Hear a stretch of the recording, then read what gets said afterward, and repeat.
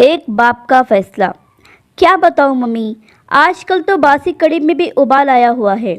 जब से पापा जी रिटायर हुए हैं, दोनों लोग फिल्मी हीरो हीरोइन की तरह दिन भर अपने बगीचे में ही झूले पर विराजमान रहते हैं। न अपने बालों की सफेदी का लिहाज है, न बहू बेटे का। इस उम्र में दोनों मेरी और नवीन की बराबरी कर रहे हैं। ठीक है माँ, मैं आपसे बाद में बात करती हूँ। शायद सासू माँ आ रही हैं।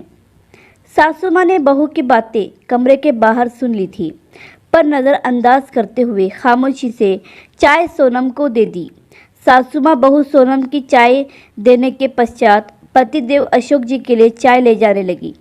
ऐसा देखकर बहू सोनम के चेहरे पर व्यंग्यात्मक मुस्कान तैर गई, पर सासू माँ समझदारी दिखाते हुए बहू की इस नाजायज़ हरकत को नज़रअंदाज करते हुए सिर झुकाए वहाँ से निकल गई। पति के रिटायर होने के बाद कुछ दिन से उनकी यही दिनचर्या हो गई थी।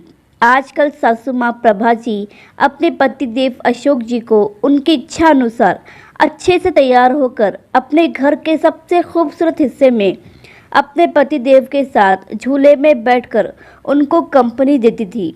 प्रभा जी ने सारी उम्र तो उनकी बच्चों के लिए लगा दी थी। कोठीनुमा घर अशोक और प्रभा का जीवन भर का सपना था, जो उन्होंने बड़ी मेहनत से साकार किया था।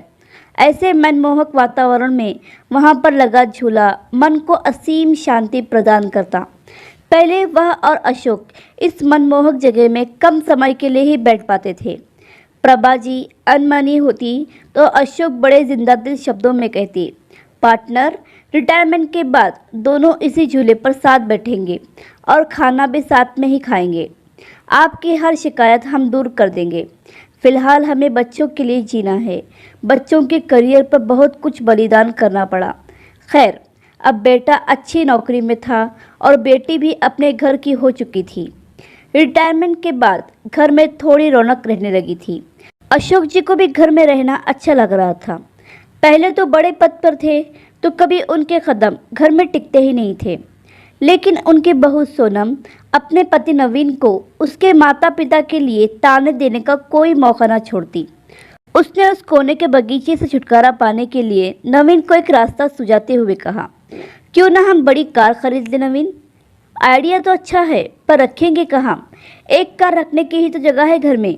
नवीन थोड़ा चिंतित स्वर में बोला, जगह तो है ना, वो गार्डन तुम्हारा जहाँ आजकल दोनों लव बर्ड्स बैठते हैं। सोनम व्यंग्यात्मक स्वर में बोली। थोड़ा तमीज से बात करो, नवीन क्रोध से बोला। लेकिन फिर भी सोनम ने अपने पति को पापा जी से बात करने के लिए मना ही लिया। अगले दिन नवीन कुछ कार की तस्वीरों के साथ शाम को अपने पिता के पास गया और बोला, पापा, मैं और सोनम एक बड़ी गाड़ी खरीदना चाहते हैं। पर बेटा, बड़ी गाड़ी तो घर में पहले ही है, फिर उस नई गाड़ी को रखेंगे भी कहाँ? अशोक जी ने प्रश्न किया। ये बगीचा है ना, यही गैराज बनवा लेंगे।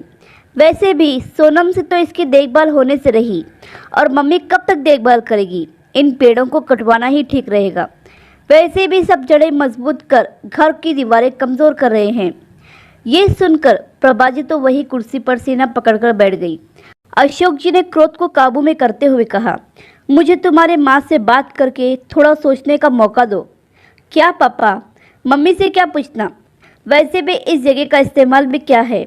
नवीन थोड़ा चिड़चिड़ाकर बोला, आप दोनों दिन भर इस जगह बगैर कुछ सोचे समझे, चार लोगों का लिहाज किए बगैर साथ में बैठते रहते हैं। अब आप दोनों कोई बच्चे तो नहीं हैं, लेकिन आप दोनों ने दिन भर झूले पर साथ बैठने रहने का रिवाज बना लिया है, और ये भी नहीं सोचते कि चार लोग क्या कहेंगे। इस उम्र में मम्मी के साथ बैठने के बजाय आप अपनी उम्र के लोगों में उठा बैठी करेंगे तो ज़्यादा अच्छा लगेगा, ना कि ये सब। और वह दंदनाते हुए अंदर चला गया। अंदर सोनम की बड़बड़ाहट भी जारी थी। अशोक जी कड़वी सच्चाई का एहसास कर रहे थे, पर आज के बाद से तो उनके साथ प्रभा जी भी सन्न रह गई। अपने बेटे के मुंह से ऐसी बातें सुनकर दोनों का दिल भर आया था और टूट भी चुका था। रिटायरमेंट को अभी कुछ ही समय हुआ था, जो थोड़ा सुकून से गुजरा था। पहले की जिंदगी तो भागम भाग में ही निकल गई थी, बच्चों के लिए सुख साधन जुटाने में। अशोक जी आज पूरी रात ऊहापोह में लगे रहे। कुछ सोचते रहे, कुछ समझते रहे और कुछ योजना बनाते रहे। लेकिन सुबह जब वो उठे तब बड़े शांत और प्रसन्न थे।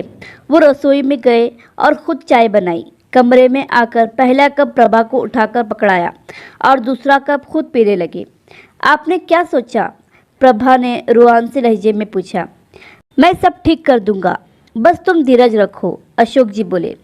पर हद से ज्यादा निराश प्रभा उस दिन पौधों में पानी देने भी न निकली और ना ही किसी से कोई बात की। दिन भर सब सामान्य रहा, लेकिन शाम को घर के बाहर टू लेट का बोर्ड टंगा हुआ देख नवीन ने भौचक्के के स्वर में अशोक जी से प्रश्न किया। पापा, माना कि घर बड़ा है, पर ये टू लेट का बोर्ड किस लिए?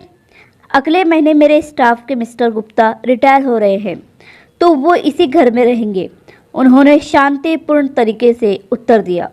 हैरान नवीन बोला, पर कहाँ? तुम्हारे पोर्शन में, अशोक जी ने सामान्य स्वर में उत्तर दिया। नवीन का स्वर अब हकलाने लगा। और हम लोग? तुम्हें इस लायक बना दिया है कि 2-3 महीने में कोई फ्लैट देख लेना या कंपनी के फ्लैट में रह लेना अपनी उम्र के लोगों के साथ। अशोक एक एक शब्द चबाते हुए बोल रहे थे। हम दोनों भी अपनी उम्र के लोगों में उठेंगे बैठेंगे। तुम्हारी माँ की सारी उम्र सबका लिहाज करने में निकल गई, कभी बुजुर्गों तो कभी बच्चे। अब लिहाज की सीख तुम सबसे लेना बाकी रह गई थी। पापा, मेरा वो मतलब नहीं था, नवीन सिर झुकाकर बोला। नहीं बेटा, तुम्हारी पीढ़ी ने हमें भी प्रैक्टिकल बनने का सबक दे दिया है। जब हम तुम दोनों को साथ देकर खुश हो सकते हैं, तो तुम लोगों को हम लोगों से दिक्कत क्यों है? इस मकान को घर तुम्हारी माँ ने बनाया है।